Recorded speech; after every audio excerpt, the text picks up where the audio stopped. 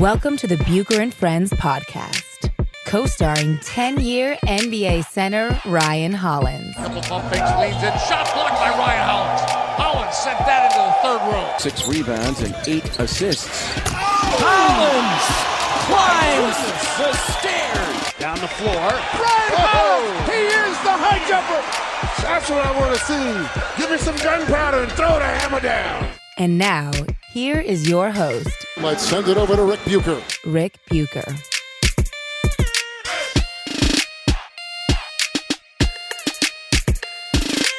Welcome to another episode of Bucher and Hollins, subsidiary of Bucher and Friends, part of the United WeCast network. He is Ryan Hollins, 10-year NBA center, and you can now see him on ESPN. You can find him on Twitter at the Ryan Hollins. I'm Rick Bucher. You can find my work at Bleacher Report. Been covering the NBA for some 25 years. Yeah, it's crazy to think that. And you can find me, as I said, on Bleacher Report. You can also find me on Twitter at Rick Bucher. All right, so before we this is a Friday show, and as always, we do this for sportsbetcollective.com. You know that games are always more fun to watch when you're betting, and sportsbetcollective.com will give you all the information you need. Subscribe to their newsletter, and for like $1 a pick, you're going to get all the information you want, not just from the NBA, but from the NFL, college football, college basketball, you name it, from an array of itinerant gamblers to people like myself who've been covering their sport for years upon years, celebrities, you name it. With no further ado, Ryan Hollins, welcome to the program. My man. Welcome to a Friday.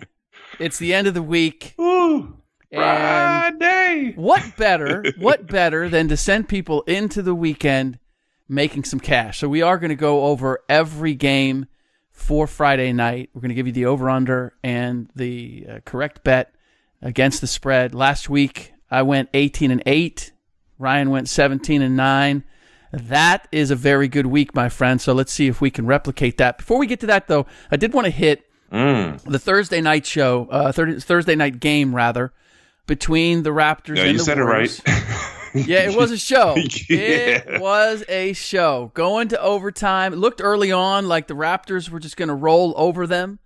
Again, in large part because we're doing this gambling. I don't know if you saw my tweet, but the Warriors have not been... Bovada has not posted the Warriors as big of an underdog as they were last night against the Raptors since April 2nd, 2014.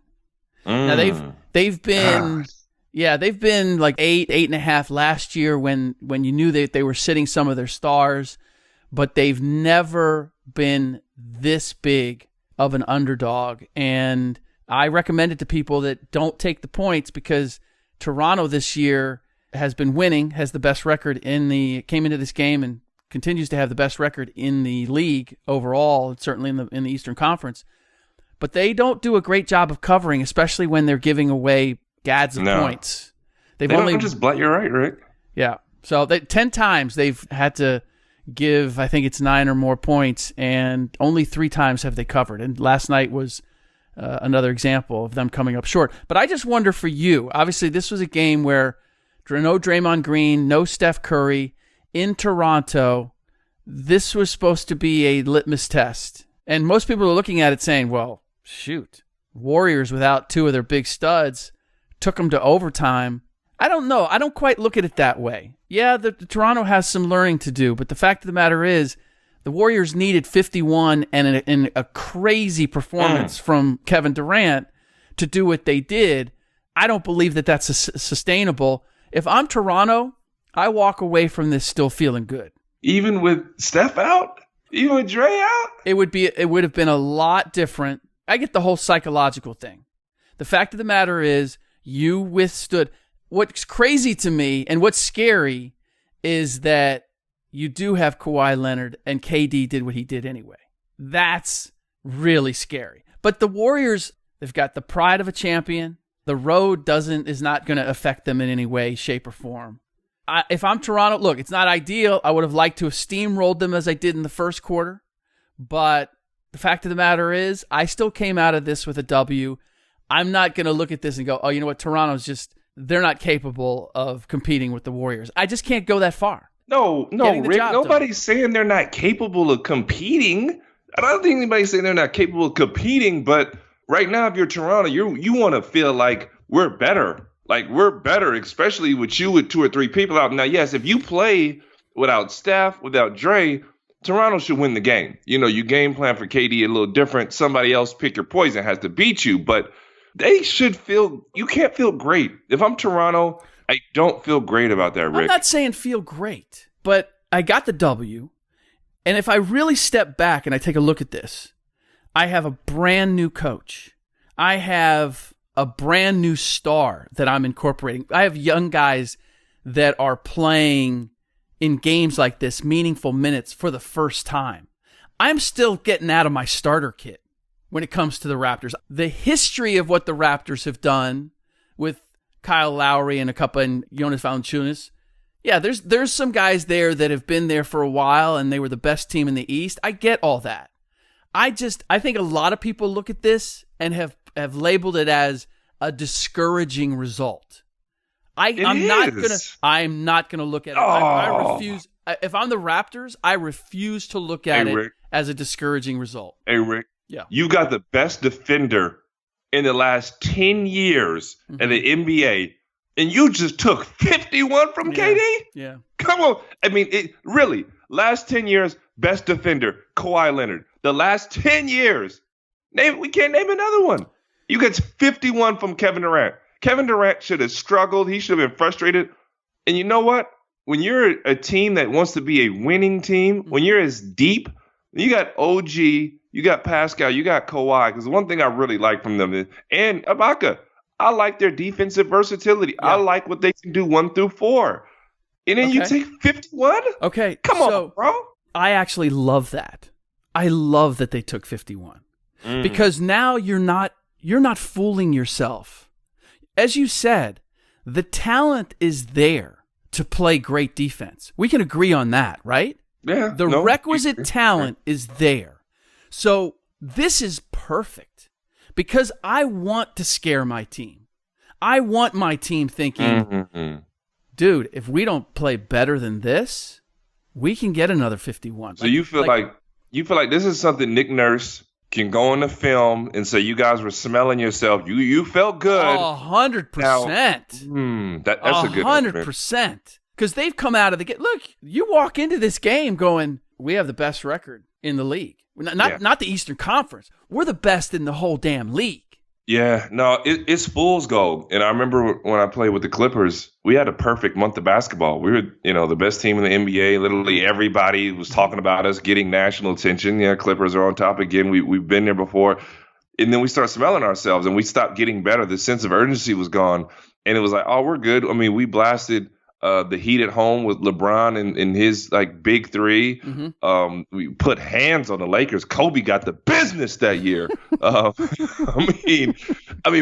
ran through we ran through the league. I don't think there's anybody that we didn't beat, and especially at home. So OKC got the business during the regular season, and then come playoff time, we lay eggs. Yeah, that's how I see it. You still got the W. You can still walk away saying, hey, we were in overtime. This became a nip and tuck game at the end, and we were able to outlast them. Because here's the reality. Like KD, when he gets on fire like this, you can't stop that shot. If that three is falling when he's shooting it off of one leg, you can't defend that. Hold on, bro. So you telling me that the greatest defender in the last 10 years, we're going to give him an excuse now? No. I'm not giving him an excuse. I'm not putting it on one guy. He's supposed to be. That's his whole thing. He's supposed to be the guy who can defend LeBron, Durant, Curry. Have you noticed how at this time in the season, they're allowing you, or rather not allowing you to play defense? I'm looking at that. Hold that. You can't get physical. Yeah, but when you come on, I don't want to hear that, man. He's got a reputation that there's certain guys like, the rule, you can't. They're going to allow a guy like Kawhi Leonard to get up. The one thing that Kawhi does, he's not like a Bruce Bowen-like defender. What he is obviously he's got great feet, but his frame and his shoulders, Rick, are ridiculous. Yeah. And he'll get up and he'll spread out like an eagle with that wingspan in front of you. And then when you go to create an angle, you just can't move him because the dude is a brick. Right. So you're running into a brick wall. He's one of the only guys I've seen when I play with Rudy Gay, because Rudy's a guy who loves that first bump. In basketball, you hit it on the first bump. Once you hit a guy, and then he'll raise up or he'll get to the rim. He's a bully. Rudy made a living. He wanted no parts of Kawhi Leonard. Like, I've seen guys that are normally like do their deal, Rick, and they run into Kawhi Leonard with that footwork, and he's not the irritant. He's not the Bruce Bowen. He's not the Pat Beverly. It's just that I can't go anywhere. Yeah. And I'm long enough with big enough hands to just raise over you. And he's got great hands. I mean, how we grab a softball or a Nerf ball, that's how Kawhi literally grabs a basketball. Dude, like, watch Kawhi shoot the ball. Watch his fingertips on the basketball. Like, it's obscene. Yeah. No, it is. Again, do they have to play better? Absolutely. And can they play better? I believe that they can. You love this, Rick. You gonna go that far? You love it? You about to say that? Here's the thing. Let's say that they rolled over them. Let's say they beat them by 20. It wouldn't have meant anything because you can still say, well, Steph and Dre weren't there. This ain't the team. Like, this isn't the team you're going to face. So what does it mean? So in the big scheme of things, get the W, have to perform in overtime under pressure, especially the pressure of being at home and having blown a big lead. You responded to all that, and our record doesn't mean anything because we just played the defending champions. If we're playing for a championship, we have to play much, much better, and we have to defensively, collectively be much better. If Toronto feels good, Golden State feels great right now. Hey, no doubt about it. State feels, no doubt about it. But that can be a little bit fool's gold too. Why? They have problems moving the ball. They actually look like Golden State yesterday. Moving the ball, running sets, fun basketball. More so than they have. But look, we watched them play when Draymond, it's the same thing. Like, you're going to say Draymond's coming back. Okay, Draymond's coming back. Mm-hmm. Is he going to be the Draymond of old? You called that, Rick. Golly, let me shout this out again one more time. Rick Bucher said that Draymond Green's health would be an issue this season, and take a great look at that, and it has. Thank you. And the depth of their team is a question mark because they loaded up and they said, we're going to go get DeMarcus Cousins. Now, we haven't seen them with DeMarcus Cousins yet.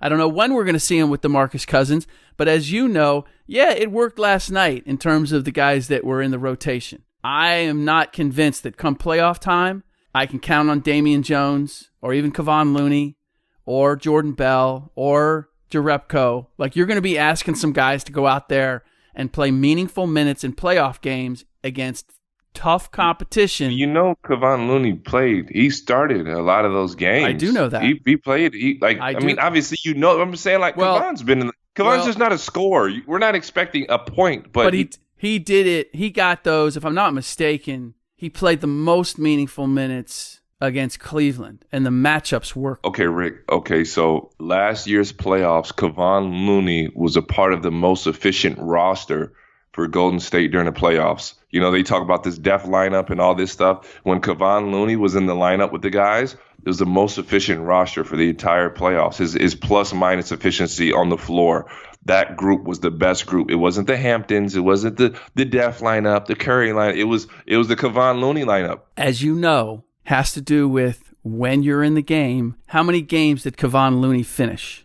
He finished because he had to play the defense. He was the only one he was the defender. We'll go back go back and look at those fourth quarters. I mean, if you need a bucket, I'm not putting him in the game. Sometimes that efficiency has to do with when you're playing in the game and the matchups at the time that you're in the game. Go back and look, because I watched that and I was thinking, okay, you know what? They milked minutes. Steve Kerr did a tremendous job of using Kevon when he did. And I don't want to take anything away from Kevon. He did everything you could ask him to do, but he is a limited offensive player. Not fighting it. All right. How about giving up the cakes up by 3? Oh, my gosh. I'm looking at this, Rick. Yeah. Kawhi gave up the cakes. Yeah. You're down 3, and you let him dribble out and shoot 3. It's them New Balance killer. Here we go. We're going to get on him about this. New Balance. Yeah. KD can do that, man. Not to take anything away from KD, can KD give you the 51 with Steph and with Draymond out there? He could. Can you make but all that work? You lose efficiency. You lose a lot of ball movement. But I mean, if Steph and Dre are out there, you're up by 20 and you don't need it. Yeah. You know what I'm saying? I don't see too many games where he's that hot and they're just not blasting the competition. You know what I'm saying? Right. Okay, let's move on to the sportscollective.com portion of the show. We're going to start with the Chicago Bulls and the Detroit Pistons. The Chicago Bulls are getting 9.5 points. The over-under is 217. I'll allow you to start. Oh, I appreciate it, Rick. I appreciate it. I'm going to take the Chicago Bulls here. Even though Pistons are playing well, I'm really high on them still, Rick. Even though so may not be so much because of Blake Griffin. I'm going to take that 9 from Chicago, and I'm going to go off the under because I'm expecting an ugly game, Rick. 217. That's an interesting number. The Bulls have been competitive for the most part, but I'm going to go the opposite way. I'm going to go the Pistons. I'm going to give up the 9.5. Even though that's a big number, and I'll go the under with you on that. Cleveland Cavaliers and the Boston Celtics. The Cleveland Cavaliers are getting 12.5. The over-under is 206. Question is, do we believe in the Boston Celtics to the point that they're just going to trounce the Cleveland Cavaliers at 12.5? Boy, that's a big number. I'm going to have to go with the Cavs in the 12.5, even though I believe that Boston is finding its way out of the doldrums that they've been in, and I am going to go over the 206. I do believe that they will both score over 100 points. I'm going to go Boston here. Yeah, I'm giving the 12. Yeah, 12.5, technically. 12.5, very right. Yep. Very right. I'm going to take the 12.5. And I'm going to go over. I just think at home, Boston's a different team. Their fans get them involved. It's time for them to start peaking. Sometimes when that media attention goes away, everybody's talking about KD and everybody's talking about the Clippers. You kind of get to relax and play. And that's what I'm going to see there. Rick, Utah Jazz against the Charlotte Hornets. Charlotte's giving up 2.5. Yep. Over under 218. What you looking at? Boy, that's a tough one. These are two teams that have just played up and down so much. I'm going to have to go, screw it. I'm going to go with the Utah Jazz. I'm going to take the 2.5. Oh, you got nervous. Yeah, I am nervous because the Hornets have knocked off so many teams that I look on paper that they should not be competing with, and Kemba Walker is having a transcendent year that it's hard to bet against him. But if Donovan Mitchell is feeling better, he's had a rib injury that he's been playing with, I feel as if the Utah Jazz are, on paper again, they're better than the Charlotte Hornets. I got to go there, and 218, I'm going to go over on that too. Hey, I'm going with Kemba. Kemba time. Charlotte Hornets, I'm taking Charlotte. And I'm going to go over. I think Kemba kind of finds a way to push tempo. I'm going to go over at this. All right, very good. Let's go Wizards and the Philadelphia 76ers. The Wizards are getting a +7. Oh, my goodness, are they a mess? Are they a mess? I'm taking Philly. I'm giving the 7 points. Over-under is 235. There is no Dwight. It's just so much drama around that team. I don't even want to get into the Dwight Howard story. It's just all kinds of sad. He is going to be a punchline. For those who don't know, he's getting surgery to repair some sort of gluteus issue. You want to learn about what's supposedly going on with him off the court. Rick. Feel free to go look at that. But getting surgery on your gluteus with the innuendo and rumors off the court is not a good combination. The Twitterverse is having a field day with that. I do want to put this out, though, that the individual who's putting these allegations out has also put out allegations against another celebrity before. Well, so good. Thank you for putting that. Thank you for putting that out there. It's a gray area I don't want to dive into, but there's more behind that. Yeah. Still, I'm not saying that it's true. I'm just saying that it's ugly. It's ugly. And the 235, boy, that seems kind of rich. I'm going to say under. I don't know that we can get to 235 on that. I'm going to take Philly, and I am going to go under on that. I don't know if Philly wants to run that much. I just think they're finding their way still. I don't think it's going to go over that. Rick, Memphis at Brooklyn. Brooklyn's only getting 2. Over under 208. Brooklyn's only getting 2. What do you make of this? At Brooklyn. Tremendous respect for Brooklyn and Memphis struggling against, I don't know, sort of the athleticism, the refuse to lose by the Brooklyn Nets. They've been tough, but I got to roll with the Grizz. The 208 is tricky because they play at such a slow pace. I believe Brooklyn, though, is going to force this to be a slightly higher scoring game that maybe Memphis wants it to be. I will go Memphis. I'll give the 2, and I'll go the over. I'm going Memphis. I'm taking the under. I just think it's just going to be ugly from both sides. Brooklyn plays real basketball, so I don't see them taking like wild shots. I think it's going to be a grind fest. That's a fair call. You come with me. You can you know still. What? That's legit. There's no problem. I'm going to join you on the under. You made a convincing case. The Hawks and the Thunder. The Hawks are getting 13. The over-under is 229. This is really tricky because the Hawks play competitive basketball for about 45 minutes, and then they let go of the rope, and you never know where it's going to end up. And it's like, I forget who they played Charlotte. It was like a one-possession game with about 5 minutes left, and then I looked again, and they were down by 16. It was like, wait, what? How did that happen? Man. So that's what makes this tricky. It's home, Oklahoma City. I'm going to go Hawks with the 13, and I'm going to go the under. It's 229. I'm going to go the under, and I'm going to go the Hawks. I'm going to go with Oklahoma City at home. I'm going to give up that 13. I just think they run different at home, Rick, and I'm going to go with the under. I'm with you. 229. That's a lot. The Hawks don't play a lot of defense. It can get kind of weird in there, but I'm going with the under. Rockets-Spurs. Right now, this game is dead even. Boy, does that say a lot about where the Rockets are, because the Spurs have been getting it handed to them of late. They are at home. The over-under is 217.